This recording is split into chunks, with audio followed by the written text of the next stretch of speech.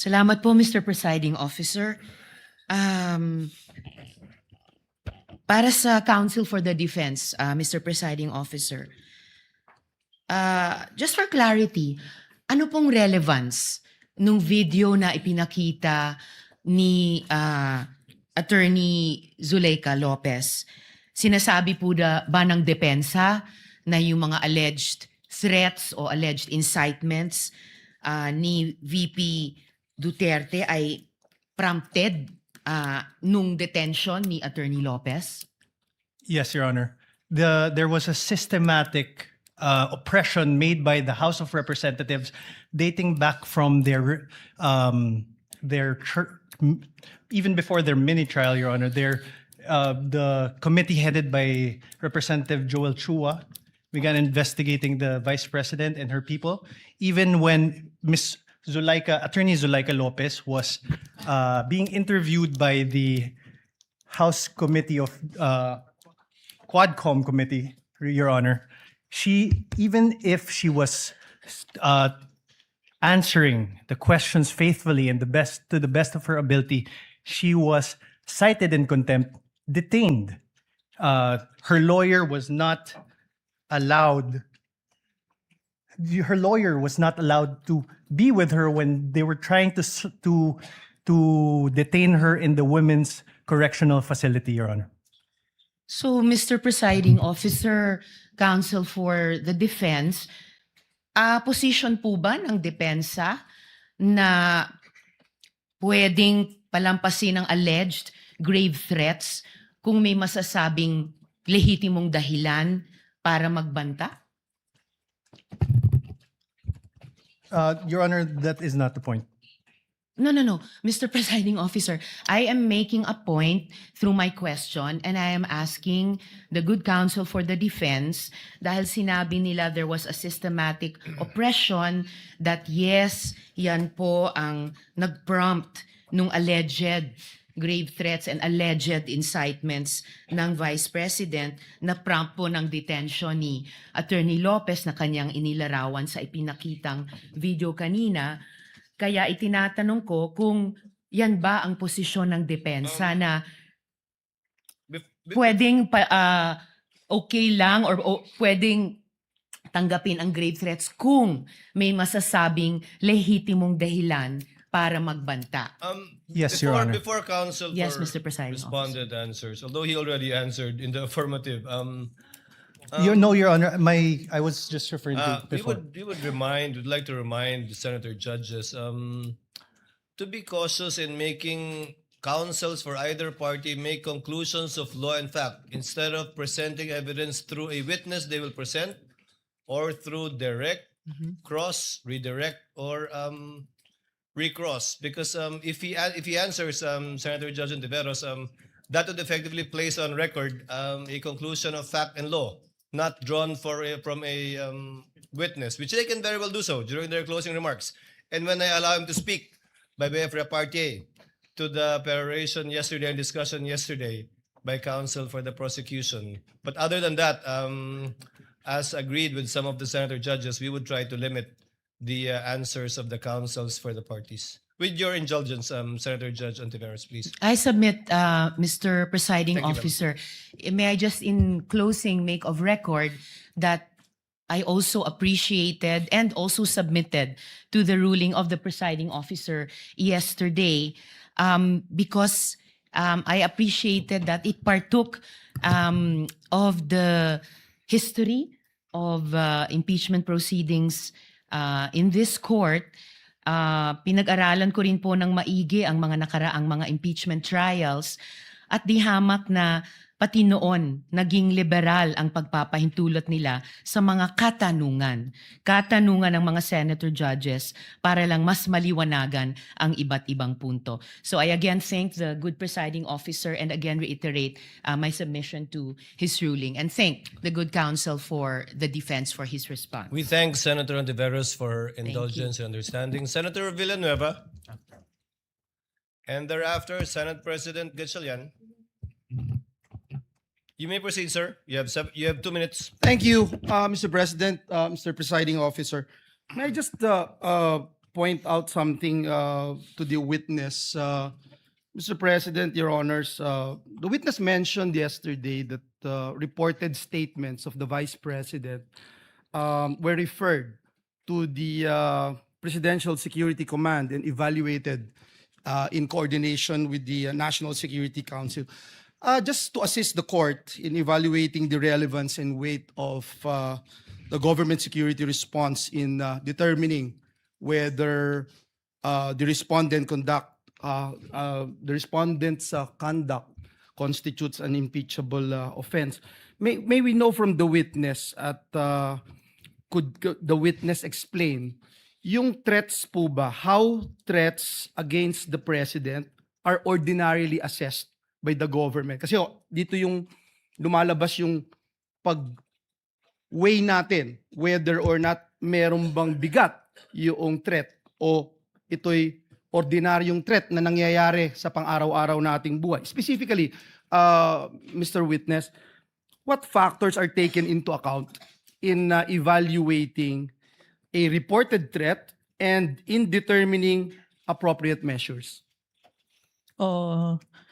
I can't answer on the part of the NSC or TNO because I'm not part of the institution. In your in your capacity as an In my agent? capacity, Yes. one of the consideration if it's a active threat, if it's the one giving the threat is capable of doing so.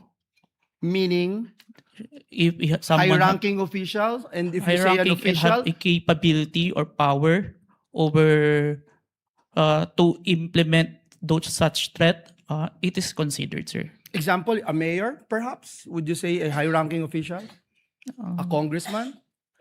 Not- Or yung basihan po ng kanyang threat. Kunyari, ang threat ko, dadalhin kita doon sa buwan. Wala naman akong space shuttle. So, wala din pong bearing yon. Is that the correct assumption? Not only, sir, but also how it was delivered, sir. Like what was mentioned in that I mentioned previously, it was mentioned that no joke, no joke. It's a serious So, that is the... one of the considerations, That's sir. the consideration. Thank you very much. And lastly, Mr. Witness, you made mention na submit mo sa DOJ nung January 30. Is it the same affidavit that you submitted to the HOR? The one that submitted to the HOR is the affidavit dated February, sir. So that's the latest. Yes, sir. The one that complied with the requirements of the DOJ, sir. Thank you very much for that clarification. Thank you, Mr. President. Thank you, Senator Villanueva. Before I recognize Senate President Gatchalian and thereafter Senator Erwin Tulfo, may I remind Attorney Narvasa that your 5 minutes, you will be given your 5 minutes after the questions of the senator judges and before we recognize the counsel for the prosecutor for his redirect. Senate Honor- President Gatchalian is recognized. you, You may Honor. proceed, sir. You have 2 minutes. Thank you, Mr. May I be Presiding clarified? Officer. I believe that we would do it after recross. So You it's- want, I heard cross. Sorry, After Your we Honor. cross. Yes, Your Honor. Thank you, Your Honor. Better for us. Yes, Your Honor. Thank you, Mr. Presiding Officer. I just have a few questions, clarificatory questions. Narinig ko ho kanina ginong testigo na nasabi niyo may 40 media personalities doon sa press con. Tama po ba? Yes, Your Honor. Pero ang inyong inimbitahan, 6 lang. Yes, Your Honor. Bakit 6 lang? The 40, we see the number of participants, but the number of person who asked the Vice President during that time, it's limited. And we consider who we sure that is present during that time, Your Honor.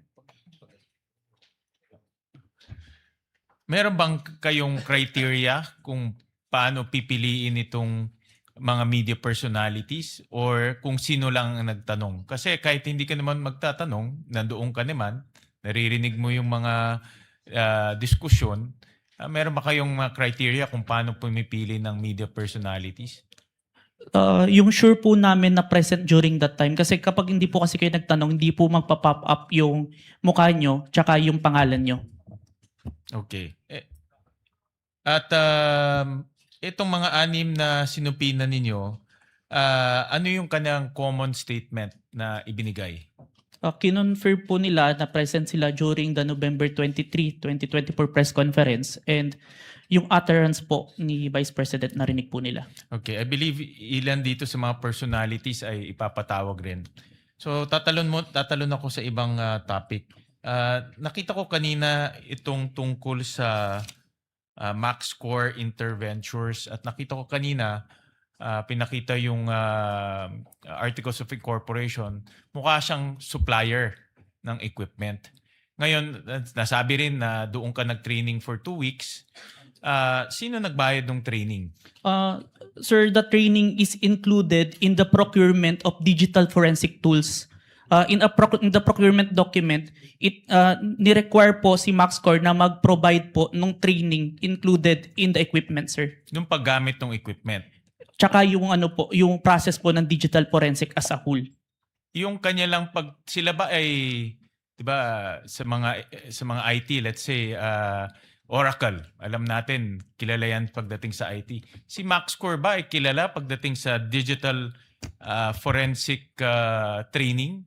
Kasi pag nakita ko kanina talagang supplier sila, but are they a well-known or internationally renowned training organization? It's not the MaxCore itself, but it's the trainer that they provide, sir, that is capable in training us, sir. Itong trainer na ito, certified siya in this type of technology? Yes, sir. The trainer has a lot of certifications in relation to digital forensics, sir. Can you name a few certification na meron itong trainer na ito? I can't remember, Let's sir. say Oracle or let's say Microsoft, 'di ba? May mga ganyan No, yan. sir. CompTIA, sir. CompTIA training. I believe he also have a certified ethical hacking certification and a lot more, sir. When it was presented to us, sir. All right. So itong mga trainers nito ay certified trainers na pwedeng mag-train sa iyo at magiging certified ka rin.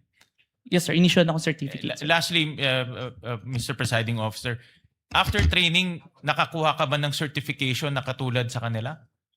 No, sir. But that certification that I was trained by them, sir. Pero ikaw mismo, are you certified I have- to do forensic examinations for your purpose and responsibility? I have a certification, sir. I am a certified computer hacking forensic investigator, sir. Itong forensic analysis, meron kang for this purpose, itong pinag-uusapan natin. The computer, the authentication, sir, part? Or as a whole, sir? As a whole. I have a certification in computer hacking, sir, specific. But I have trainings in relation to the... Iba yung hacking eh. Yung pinag-uusapan natin, forensic examination ng video, forensic examination ng mga ganitong bagay. Meron kang certification doon? I have certificate, sir. All right. Thank you. Thank you, Mr. Presiding Officer.